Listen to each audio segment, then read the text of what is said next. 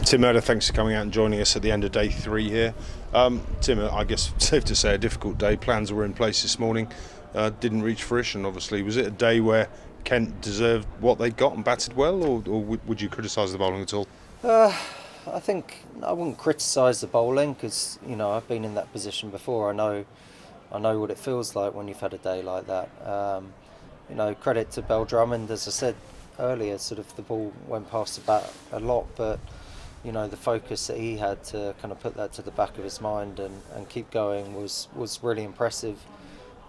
We felt a bit unlucky at different times during the day, whether that be decisions against us or balls going past the bat, as I've said. So I was proud of the way they stuck together as a group, but obviously I'm not going to stand here and say we've had a good day and we're in the position we want to be, because we're not. And we've got our backs up against the wall, and we need to come out tomorrow and show as much fight as we can and prove that there's still life left in this game for us.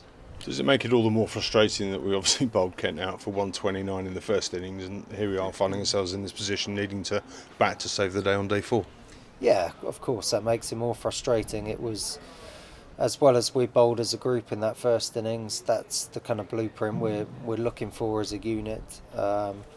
And then to get ourselves, we're 140 odd for 4, as you say, that first day, really kind of driving the game. But I think to lose 6 wickets in that first session rested the momentum back towards them, and then, as I said, we perhaps didn't bowl as well as we would have liked yesterday afternoon, and that led us to be in the position that we are today. But it is what it is, and we've got to come out tomorrow and, as I say, show some heart, show some guts, put the pressure back on them, and see where that gets us. As you say, the ball's been going past the bat all day, and it's done so for the previous 2 days. Was there any thinking that seam was the way to go? Because it seems surprising that Luke Holman had to wait 120 overs in this innings to get a turn.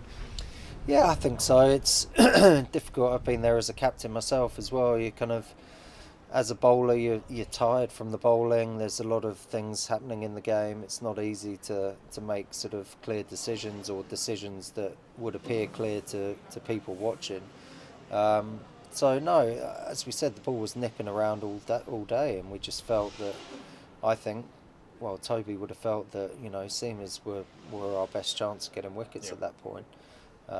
Zaf, who's a very good bowler, didn't quite get the same assistance that the seamers were. So there's always something to learn from these days and from these games that we can take into the next game. So we'll certainly kind of review it as a bowling unit, as a fielding unit and a batting unit at the end of the game, and see where that takes us leading into Leicester. I mean, not one of our bowlers has gone around the park here today. I think the worst economy rate of all of them was 4 and over, so it's not like it's been flying off the bat.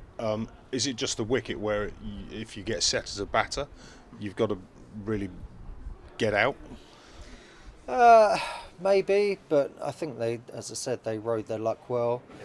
They put that to the back of their minds and almost started again each time the ball went past the bat. So we've got to give some credit to their batsmen. But as I said before, it's still sort of, the emotions are still high with it at the moment. But we'll sit down, when those are taken out of the equation and chat as a group. And they're really honest. We had a chat before the day's play today about what happened yesterday and how we could, learn and improve on today. So we'll do the same at the end of the game. Absolutely. I suppose credit where it's due. You mentioned the great knock from Daniel Bell Drummond. He got 223 here today. I suppose, if anything, does that give you some hope that if one of the batters gets set tomorrow, they can go big themselves? Yeah, I think it's shown the blueprint how to play on this pitch. And as I said, you're going to have to ride your luck at times, because as we've seen tonight, the ball's still moving. There's still assistance, especially for the seamers in this pitch. So someone's going to have to play out their skin tomorrow, but that's what we're looking for. Absolutely. Well, Mert, thanks for coming out to join us, and good luck tomorrow. Cheers, thanks.